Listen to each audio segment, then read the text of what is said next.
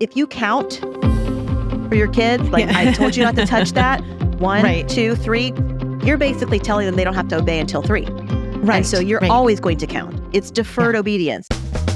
Hey everyone, this is Yvette Hampton. Welcome back to the Schoolhouse Rocks podcast.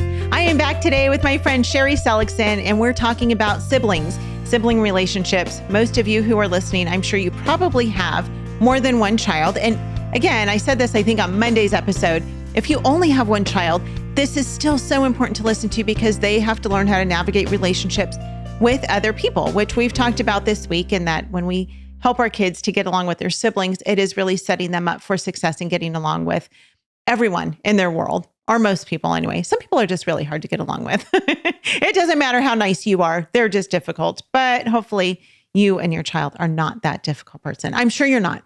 I'm sure if you're listening to the Schoolhouse Rocked podcast, you are not a person who is difficult to get along with. Anyway, I wish I could sit and have coffee with you so that I could know and be able to get along with you. But anyway, we're going to just do it through the podcast because that's the only way that we can communicate with each other. So we're back with Sherri though. Thank you again to our sponsor, BJU Press Homeschool. If you're looking for a great homeschool curriculum that has a good, solid biblical worldview foundation, check them out at bjupresshomeschool.com. If you're not exactly sure what you need for your child, you can call them, talk to one of their consultants, and they will help walk you through it. And again, bjupresshomeschool.com. Well, Sherri, thank you for coming back with us today.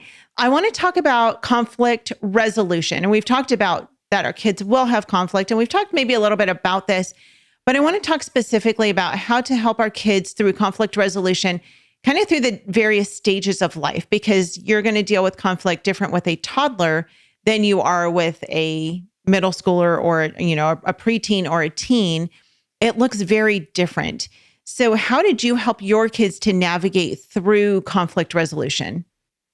Well, let's just start with general. So I think with conflict, one of the important things is you really want to resolve the conflict immediately. As you want to get to it as soon as you can, if possible. So it is an important part of relationships.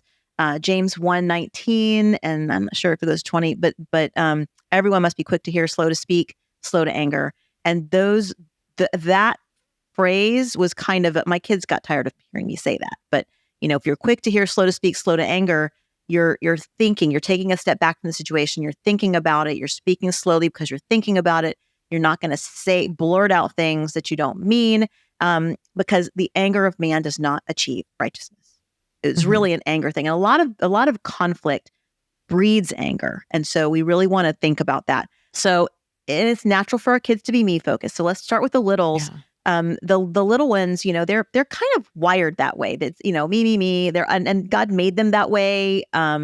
They're learning. They're born in a sin nature. He didn't make them. You know what I'm talking about. They're born with a sin nature, and God made them with an ability to learn slowly. They can't just catch it with one, instruction.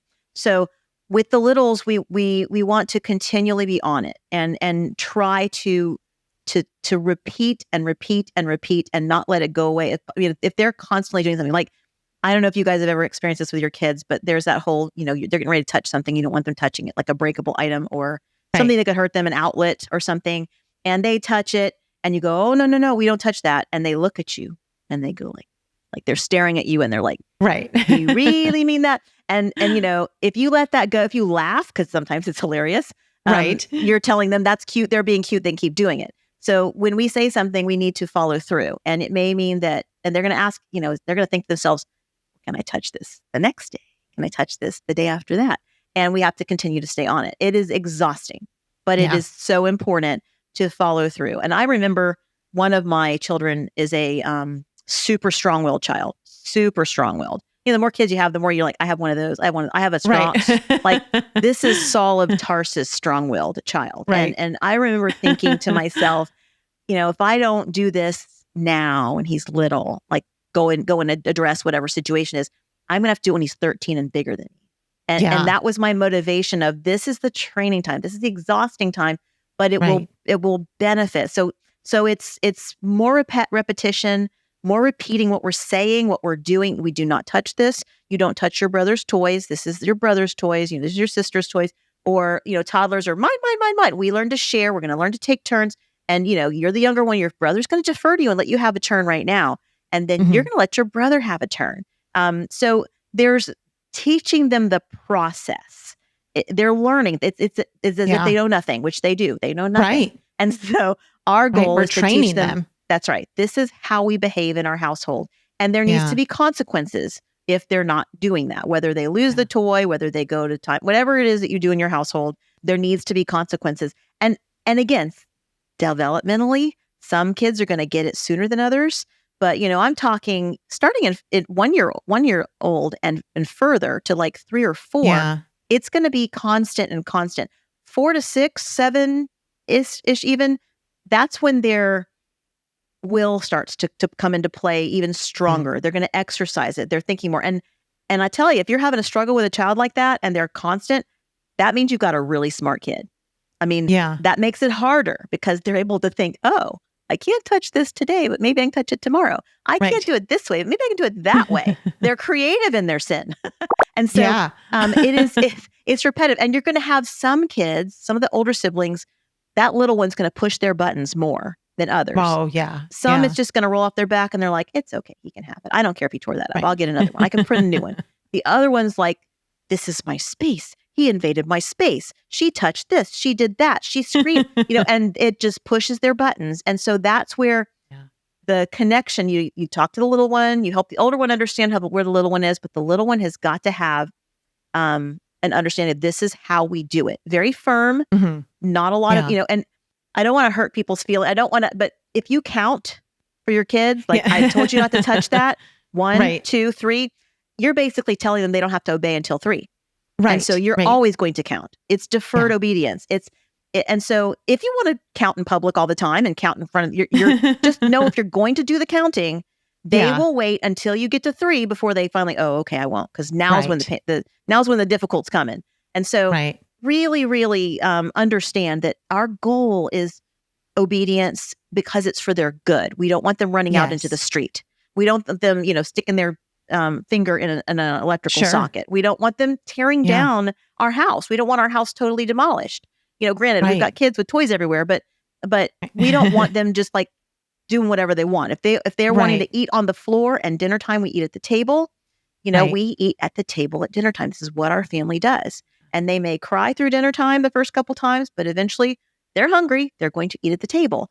If that's what you're feeling, what you feel like your family is going to be doing. So that's my for the littles. Can we park there just for a second? Because I think there are a couple of things that are really important. One, you talked about the importance of training. And that is something I learned early on from Ginger Hubbard, actually, who has the book literally called Don't Make Me Count to 3. Yes, that's right. Yes, I know. It's such a good book. We'll put a link to that in the show notes. But the training is so important because we often think with our kids, like, okay, we tell them, don't do this, or we get upset with them because they've treated their sibling in a certain way or because they haven't picked up their toys. But have we taught them the right way to do it? So we don't just discipline them and correct them for doing it the wrong way. We have to teach them the right way to do it. And as adults, we know the right way. So I think sometimes we just assume, well, they know the right thing to do. And we'll sometimes even ask our kids, why are you not doing the right thing?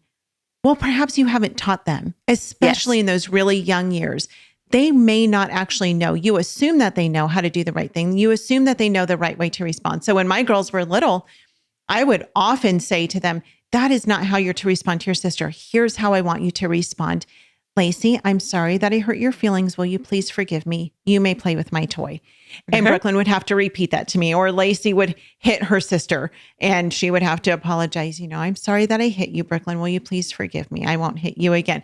We have to give them the words to say, and we have to give them the actions that they need to do in order to make that situation the way that it should have been. And then we did a lot of do-overs with our kids too. Okay, we're going to replay that whole situation. And I want you to redo it. I still sometimes, not very often, but there are still some times when I make my girls do a redo and say, okay, we're just going to start this all over. We're going to redo this because that was ridiculous the way you girls just responded. And at their ages now, they're 13 and 18, they know how to respond to each other. And so that's important. But the other thing is that we tell our girls all the time, sin causes pain, but obedience brings blessings. And when they're little, that pain is usually a physical pain, whether it's like, if you touch something hot, it's going to cause you, if mommy has said, don't touch the hot stove and you touch the hot stove, it's going to burn you and it's going to cause physical pain. But what that does is it teaches them that in the future, as they're adult and as they're growing up, their sin is going to cause a different kind of pain. It might not be burning your finger, but it's going to burn you as a person, as an adult. And it's going to cause right. Sin always has consequences. And so we tell them the things that they need to know because we are trying to protect them. And it's hard we can't say that to them when they're 3, but they need to understand that correlation eventually that their sin is causing them pain. And we don't want that for them. We want the best for them. Right. And so, intentional parenting is so, so very important. So we're going to take a break though. We'll be right back. We want to thank all of our sponsors for making this show possible. BJU Press Homeschool, CTC Math, Apologia, and IEW. Without them, we wouldn't be able to do this. Visit the show notes for links to these great companies and thank them for supporting the Schoolhouse Rocked podcast. We are back with Sherri. Sherri, let's talk about conflict resolution. We talked about it with the younger kids. Let's talk about it now with those preteen, teen-aged kids, because I think that is when it gets even harder. Yeah, and actually, I would even start with some upper elementary kind as well, because this is where they're communicative. Your toddlers are just going to react, but when they're starting to communicate, like you had said, teaching them what to say, how to walk through this. First, oftentimes the conflict comes like this: mom's in the kitchen cooking or doing something, and you hear screaming somewhere in the house, and so you go and you're actually having to play detective to figure out what's happening, right? Because someone's crying, just dumb things happen. And so you first have to listen. You want to listen to their words and listen intuitively what's passing out of their lips, because words are important. Like I said before, watch for words like always or never. Like, she always messes up my stuff. He never listens. He never lets me play. That gives a clue to what's going on in their heart. Those words are first of all said out of frustration if they say things like that. And you have to explain that doesn't warrant anger. You're frustrated. I understand, but it doesn't warrant anger. I acknowledge that you're frustrated, and that acknowledging is fine. It is frustrating. You worked hard on this, and or he's not letting you play again for 2 days in a row, but help them see the bigger picture again. You are for them. I want God's best for you.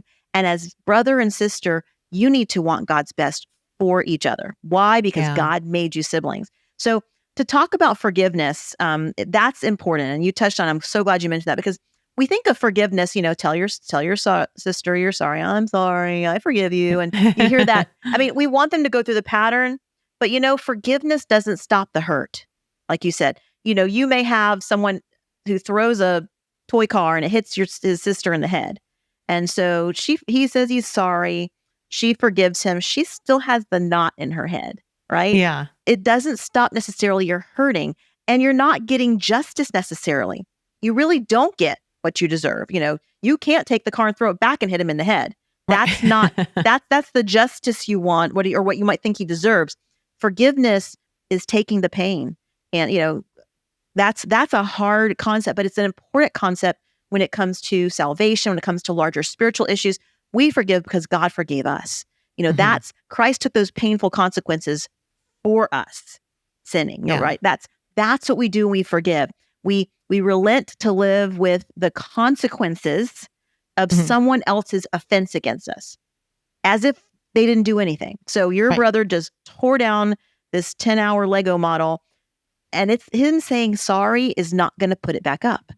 Now, he may be able to help you do something. He may be able to do some things that help, ameliorate that. But at the same time, you're taking the hurt and saying, God forgave me for all these things I've done. I forgive you.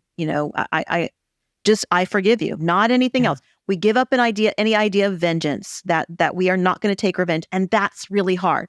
A kid hits sibling, the sibling wants to hit back. That's just a natural, to and from. Then you've got these kids like battling. We want to avoid that. And so we have to talk about that in those upper elementary, middle school years, because they need to grasp that concept. They're old enough to start grasping that concept. We forgive our younger siblings as an example to them. I have to act like an adult around my kids. Right. I've got to be the adult. And so I have to forgive them as an example to them. This is what we do when someone offends us, when someone does something. We model that for them. And then saying things to the elders, your little sister's watching you. She's learning from you. And so she takes cues from what you're doing. And you have the responsibility as the older one to be the leader in this situation. So she might come up and punch you in the arm. Your little brother might do that or flick you in the ear. What's your response going to be as the older one? Yeah. You can say, please do not flick me in the ear. And if they continue to do it, come get mom. Let's talk about it. We'll deal with it. But conflict resolution is really a key to building the relationships. It sets the stage for how we navigate future relationships. We're going to have our spouse is going to say something that's going to hurt our feelings sometimes, or do something, even unintentionally. Yeah. But that's going to happen. And how do we deal with it? Do we bite back and say the same kind of cutting things? Do we, well, you're doing this and I'm going to do that? No, that's not going to do anybody any good. God wants us to forgive, and to helping them to understand forgiveness and then walking them through, like you were saying, how do we do this? How do we, this hurt my feelings when you said or did this. I'm sorry. I didn't, and saying I'm sorry and not giving excuses and trying to truly feel heartfelt for that because I love you. I'm sorry that I did that. I did not intend to do that or maybe I did intend to do it. And I will try to have self-control not to do it again. Trying to pull in those character traits as we're going through to name what it is that they're doing. Lack of self-control or selfishness. I really wanted that toy and you've been playing with it all day and I want a turn. And it's my right to have a turn. Do we have rights? Right. Let's talk about that. So it's big stuff, but we can boil it down to smaller things to help them understand. And it takes time and energy. I think when they're younger, teaching them the fruit of the Spirit is so important. And we can teach that in a fun way, teach them the fruit of the Spirit song, which is what I did with my kids, because then as they're growing older, are you displaying the fruit of the Spirit to your brother or sister? Or 1 Corinthians 13 and reading through 1 Corinthians 13. Are you being loving? Are you being patient? Are you being kind? Are you forgiving? Are you doing all of these things? And,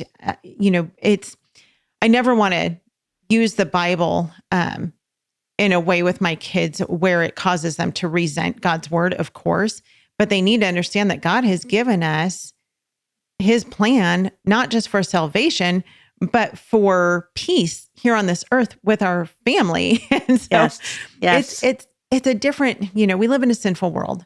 And because we live in a sinful world, we encounter hurt.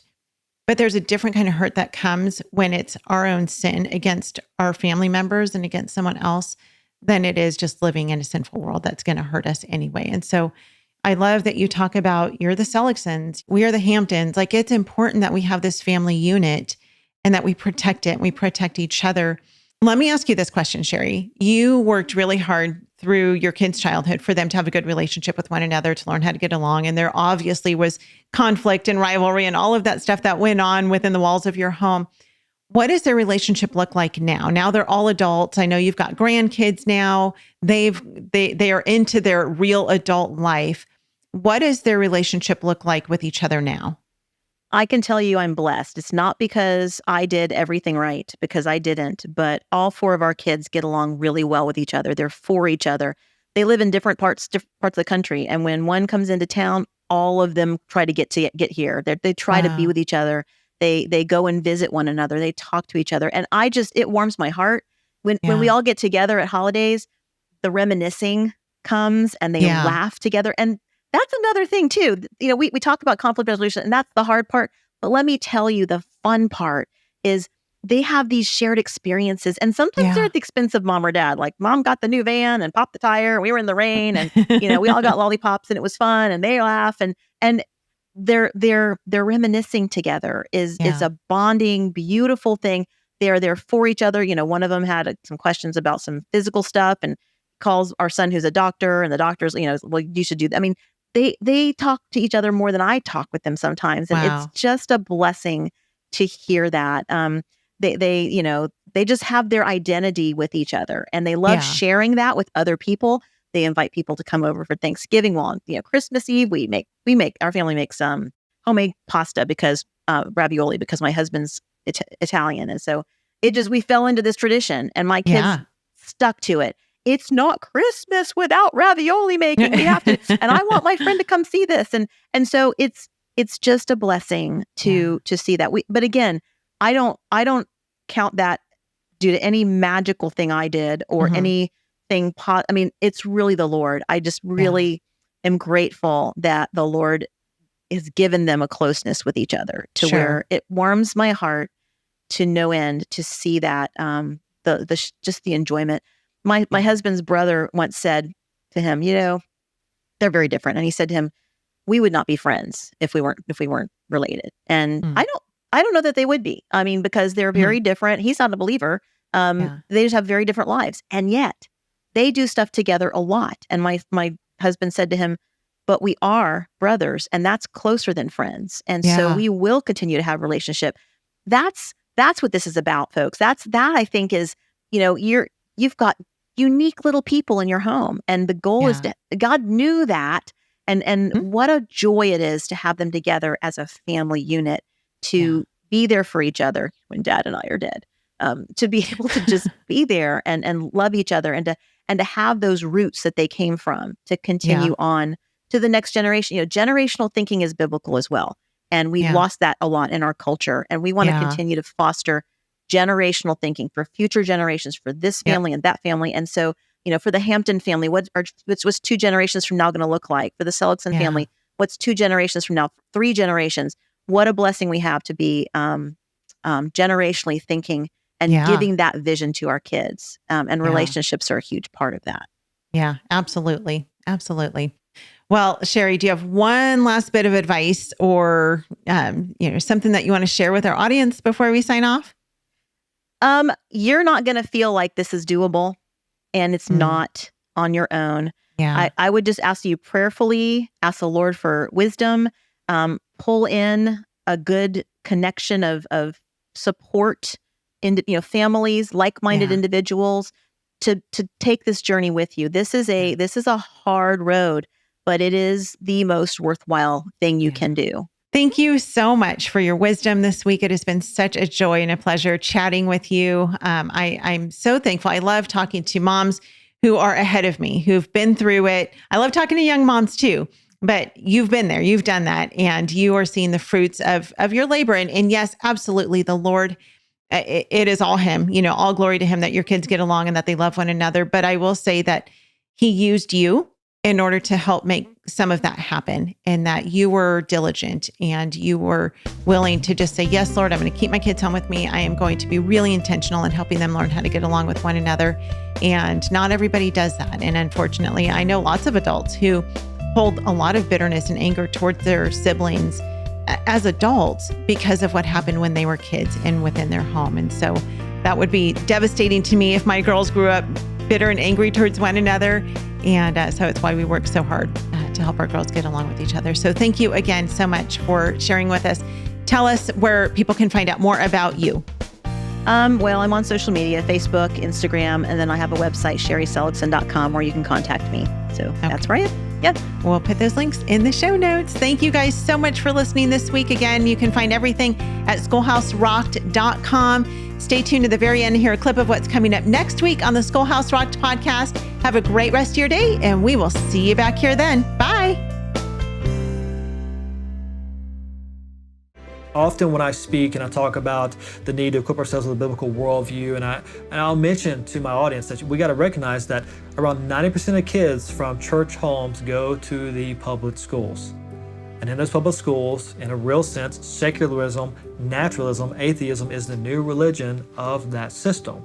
The system itself is inherently atheistic because the system itself assumes right up front that you don't need God to explain anything, that you can explain all things, biology, anthropology, astronomy, mathematics, everything without God, without the Bible. That is the religion of humanism, naturalism, atheism.